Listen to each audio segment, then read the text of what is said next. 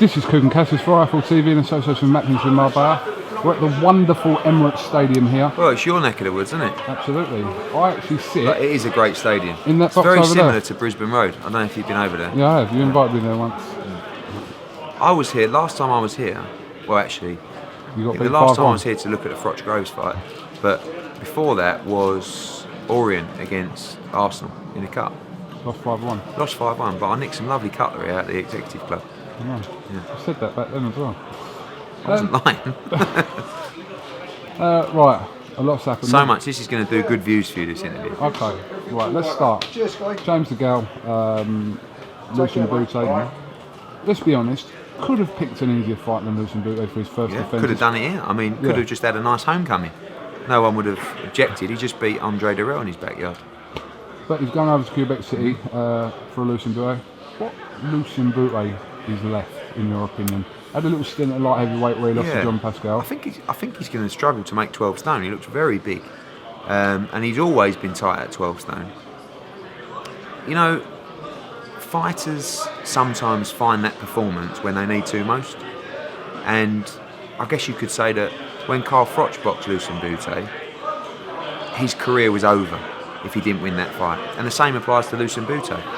So the spice in this fight is the fact that James is travelling and the fact that it's in Bute's backyard, because it's not as good a fight in London.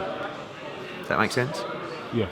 It adds to the spice, but James is one of those kind of fighters where he's a buzz fighter. He would probably prefer 15,000 people booing him than 15,000 people cheering him. It makes him switched on. Yeah. You know? So I think it's a very interesting fight. I think it's a great fight for the first defence. Well, to go back to yesterday, obviously there was some tweets from James not to George Groves. I was with to Kell. I was with Kell while it was all going on. Oh yeah. Can I just say, James says that if the shoe was on the other foot, he thinks that Groves would probably be having the same digs, which you can probably kind of see possibly as well. So unnecessary or just difficult, isn't it? Because you could have two arguments. You could say, oh well, you know, the guy's just lost a world title, don't kick him when he's down. But the rivalry goes back, and there has been a lot happen. So you can't blame James for having a little joke and a laugh because of George's situation. If you're going to behave in a certain way, you've got to deal with the consequences. And I feel like a lot of what George does is premeditated for the benefit of promotion, for the benefit of the fight. But of course, with that, you've got to roll with what comes with it. I don't think he'd have a problem with what James said. I think he'd just expect it, just take it on the chin. And the fight's still there. Yeah, we've got some time before that fight can materialise again, but it can still happen. But of course, the dynamics of the deal changes, and it makes it very difficult to do, because when there's egos involved and dislike, you know, I keep saying to these fighters, don't worry about what your opponent is getting, worry about what you're getting. You know, because everything is, what's he getting? You know, when there's that dislike between the two fighters, you're more worried about what's he getting, you know? Can this fight still happen regardless of whether George is world champion? Yes. What would have to happen? What would George need to do? Well, he would have to take a very poor split at the moment, probably. But apart from the split, as in opponent-wise, well, he has to come back with a win, and he has to show. I mean, at the moment, you'd have to say that James DeGale is a huge favourite in that fight, right? So you have to show people the credibility in that fight, and that's George working with a new trainer, telling the story. I'm back. I'm on a new road. Get a credible win at 168 pounds.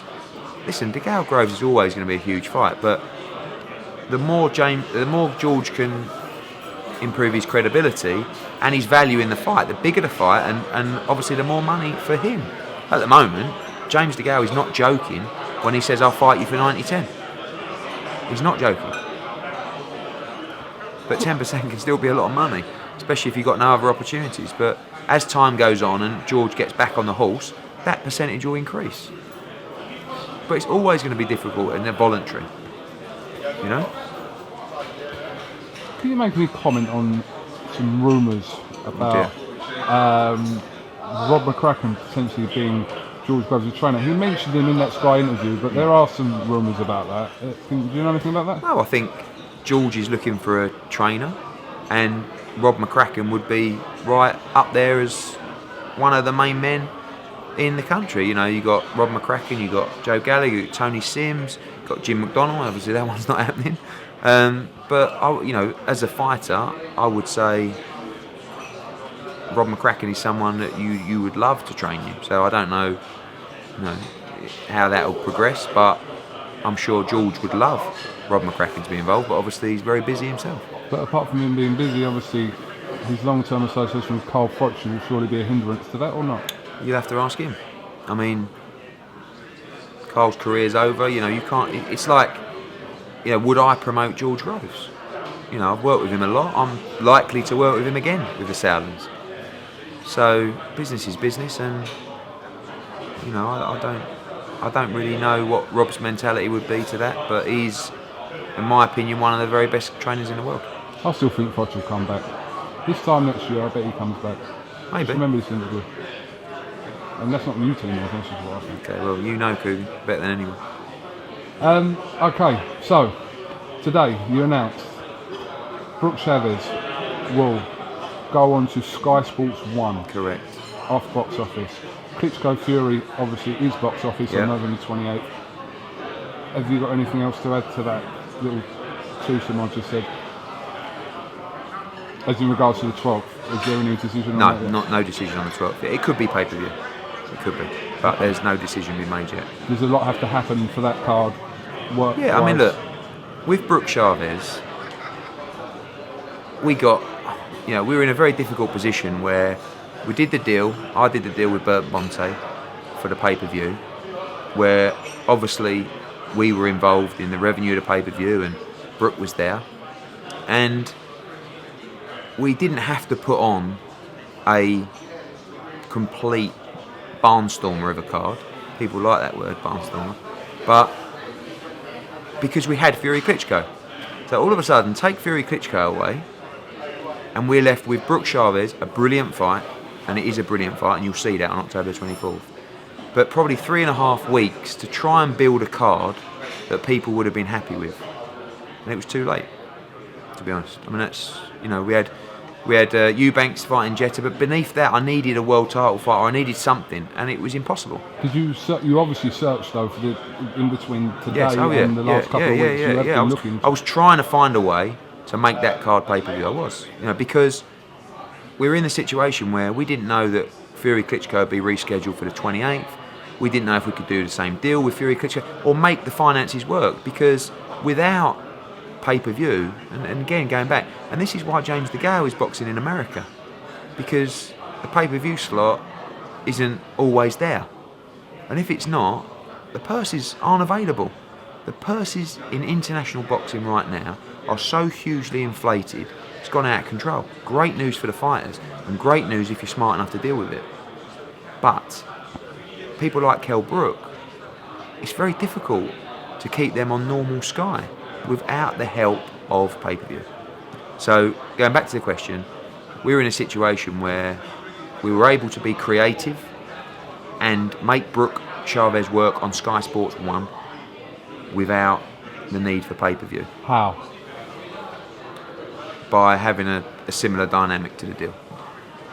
Okay. All you need. I mean, it was obviously, we were all in a difficult position. Myself, Sky, where we'd committed to a Kell Brook card. I've committed to purses for those fights. You can't just go back on it and say, sorry mate, ain't happening now. Oh why, who's injured? No one, just we had a bit of a problem with a pay-per-view. You've got to sign contracts. So I wasn't going to renege on those contracts and those fights. So it either had to be pay-per-view or we had to be creative. And we were able to do that, and the fans win. The fans definitely win, but obviously with regards to your fighters and their financial situation, are they happy? Exactly the same, and they get more exposure.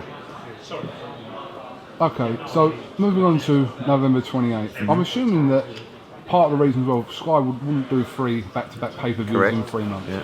November 28th, which effectively, without sounding rude to you, has got really nothing to do with you apart from obviously the Sky side of it, Yeah. do you get a cut of that between Klitschko and Fury? How does that work?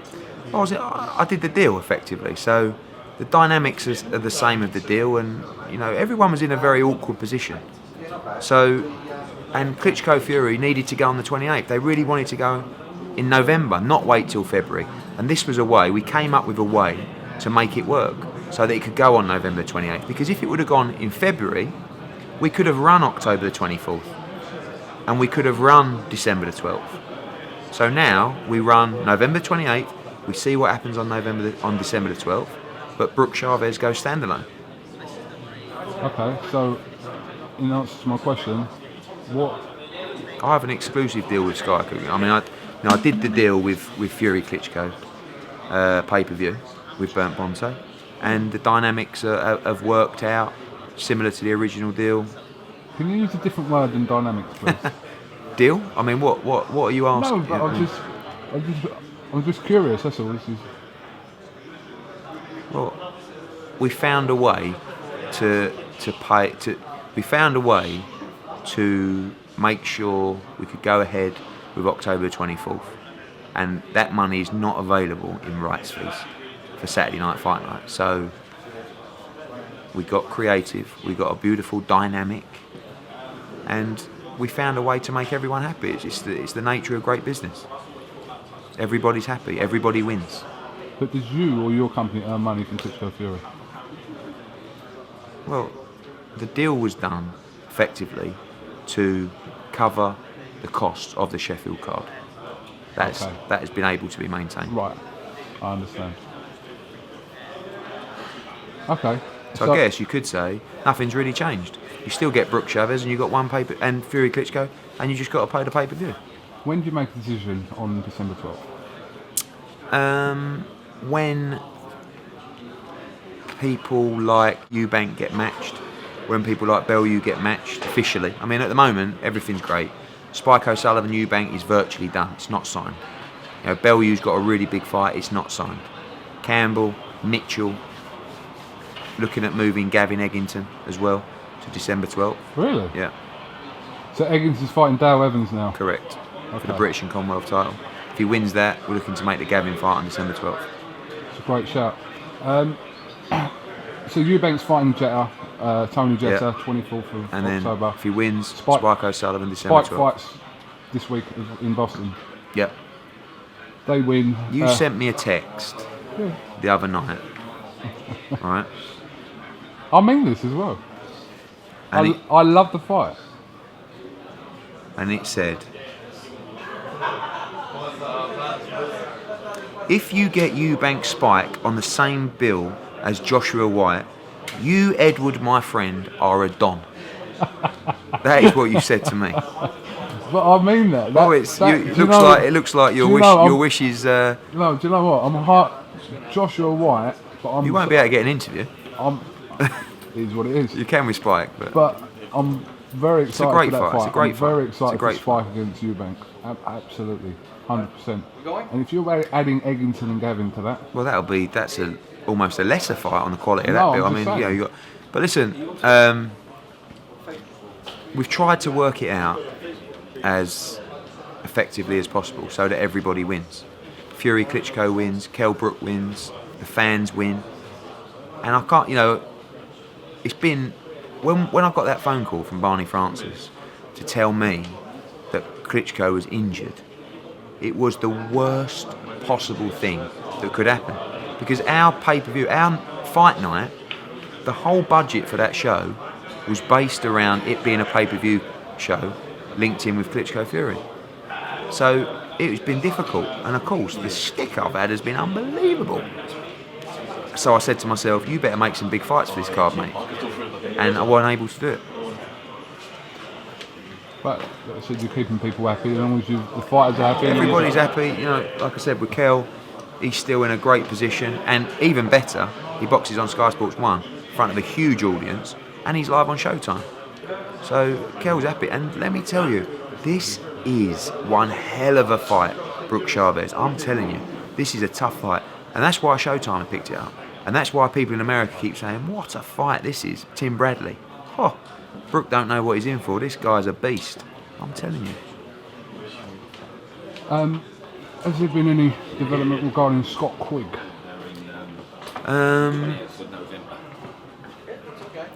Yes. I think that fight will get made in the next couple of weeks.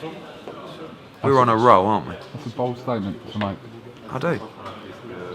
We just got to overcome the venue. And as always, and I probably shouldn't, I'll tell you the problem. They want a neutral venue. And the neutral venues that, well, You can't get the O2. no, not available till May. And someone said to me the other day, you're clearly lying about the O2. Yeah, You see it? I saw that, yeah. I said, phone them up and ask them. So they went on the website. Every Saturday's booked. So we've got Birmingham, 12,000. Sheffield, 10.5, 11. The Hydro, 11 or 12,000. Then you've got Manchester, 21. This does 20,000. I know, but they want it in a neutral venue. But the problem is, by having it in a neutral venue, you're probably taking $250,000 minimum each off the fighters. And of course, my fighter, quite rightly so, and myself, is turning around saying, "What? We can split it in half, have 10,000 Irish, 10,000 Brits, 10,000 Quigg fans, and then bang, neutral venue, effectively." But I guess it's being in Manchester Fight Week, and Technically, Quigg's from Bury, so it's, yeah, well done, and it's definitely a neutral venue. I'll email that straight after this interview. Just to let you know, I have been speaking to KUGAN, who pointed out Manchester is in fact a neutral venue. It just happens to be 45 minutes from Scott's home. is it 45 minutes away? Something like that, yeah. But we're close. We're very So you close. reckon a couple of weeks that I could think be this done? fight's going to get made. What a fight. Do you know the frustrating thing about all these great things that are happening, and there is, it's a very strong end of the year by yourself and Sky Sports. Well, let me just comment on that. So, in terms of the fights from now till the end of the year, okay, Selby against Montiel, 14th. Cleverly against Fonfara, 16th. Eggington against Evans, Macklin against Wellborn, Yaffar against Conan, 17th. October 24th, Brook against Chavez, and Eubank, chief support. November the 7th, Callum Smith against Rocky Fielding. By the way, we're moving Ricky Burns to that card as chief support. Okay. That's another one. Who will he fight? We're just working on it now. The Tatley thing's a mess, but I'll talk to you about that in another interview. November the 21st, Anthony Croller against Darlis Perez and Martin Murray against Abraham, same night, Sky Sports 1. November the 28th, Fury against Klitschko. And then a couple of hours later on Sky Sports 1, James DeGale against Lucian Bute. December the 12th, Joshua against Dylan White. Eubank against Spike O'Sullivan. Campbell, Mitchell, Bellew. And this is just in the space of what? 12 weeks minimum? Will the 12th be your last show? Yes, Will you do a show on the 5th? maybe. Where will that possibly be? I don't know. Funnily enough, might be London, which is strange because we've got a show in London on the 12th, but there's a few little fights that I need to make. Where will you be on the 21st? Manchester. Okay. My old man's going to Germany with Martin Murray. I've got to be, you know... Actually, to be honest with you, one of the first shows I'm missing in a long time is Birmingham. Yeah, because I was going to wonder that. How on I earth would you get back from Chicago? I can't. I tried. The first flight back is I miss it on a Friday, so I'd have to fly Saturday. Gets me in Sunday. So I'm going to Phoenix next week for Selby Montiel. Then I'm going to Chicago, and then I'm actually going to pop into Golovkin on the way home. I'll be in New York. I'll see you there, old boy. James will be in Birmingham. Okay, so is that it? Have you got anything else? Is there anything else that you've missed out? No. Thank you to the fans for their patience, their understanding. We got there in the end. I think we found a great resolution. And enjoy the autumn-winter schedule on Sky Sports. It's a humdinger. When do you think Chris Eubank will fight for a world title? Next summer. They'll fight anyone, you know. Yeah. How big is Chris Eubank Jr. against James DeGale for the World Super Middleweight title? Yeah, it's massive. Massive. Massive. But is he not going down the Golovkin route? They want that fight. And your thoughts on that fight I are? can deliver that fight in a heartbeat, but A step too soon for... well, probably. But it's not my decision.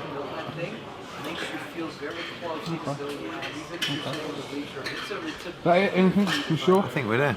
There'll be something else, but we're. Because people thought we'd actually fallen out and interviewed you for some time. Well, I've been trying. You've been on me. I need to talk to you about this pay-per-view, and it's been last 4 or 5 days. We've been trying a week, trying to get this done. So now we're done. We can talk again. To be honest with you, I don't particularly like you. So we're not gonna really. You don't phone me up and say, "All right, mate, how's your day?" Do you? All you want is interviews off me. You want blood. You want views. Did you say socially I don't really like you? It's quite strong there. But more or less, I mean, we don't have a lot in common, do you? You're an Arsenal fan. You know. I was going to give you some information later about something I found out. But someone said to me the other day, you know when you're in a car with KUGAN, do you talk openly on the phone? And I said, yeah. I said, I trust him. He said, Why? no. Sometimes I'll probably give you a little bit more information than I should. On and off the camera. That I said something. Yeah. Someone said, no, I didn't want to say, but someone said you had a big mouth. That's an absolute lie. Loose lips sink ships. Try and say that. Lie. Say loose lips sink ships. Loose lips sink ships. Say Ken Dodd's dad's dog's dead. At speed. No. Go on. No. Ken Dodd's dad's dog's dead. Say it. Ken Dodd's dad's dog's dead. That wasn't speed, was it? Ken Dodd's dad's Anyway, dog's dead. Lucian will do it. Lucian, do you remember Eddie running into the ring when you fought Carl Froch? Yes, it was a You little know bit you nearly early. got Carl Froch disqualified. It was only a couple of seconds too early. I was very young. I was very. According to the rules, Yes. but Oh, you know why? Because one, the referee crossed his hands, and two, Stefan was already on the ring apron. yeah, he was Once you up- step on the apron, that's it anyway. But I was just a little bit excited. That was Sure, it. he made that. Yeah, he did. sign? Yeah, he has Sign? apologised to me since. Yeah? Don't start appealing now. Past the deadline. I'm joking. We only had 30 days. I know. Yeah, I know. I was like that when the 30 days were up there. All right, But mate. in Canada, Yeah. Quebec Commission allows you to jump in the ring anytime Really? you want. So feel free to do that. So I can do that. Are you sure? Or are you trying to bluff me? I'm just going to We check have a the rules. special rule. We have a Okay, special yeah. rule for Listen, I've Tony Bell, you boxed in Quebec. I know that commission. You got all kinds of rules. We'll be covering all them off. Don't You worry. can jump on the ring anytime Exactly. you feel like. Yeah, I know. Yeah. Let's stick you up there. I know. Anyway, my non-social friend. When that happened, Yeah. I went straight back to the change room because the ref did cross his hands. I went straight back in the change room and I looked at the IBF rules, and it said that if a licensed cornerman enters the ring, the fighter could be at risk of disqualification. Well, I'm not a licensed cornerman, I'm just a nutcase. So I was fine. Didn't say anything about fat promoters. Anyway, he got away with it. He didn't seem to impress over. No, he's not really happy. Anyway. Okay. All right.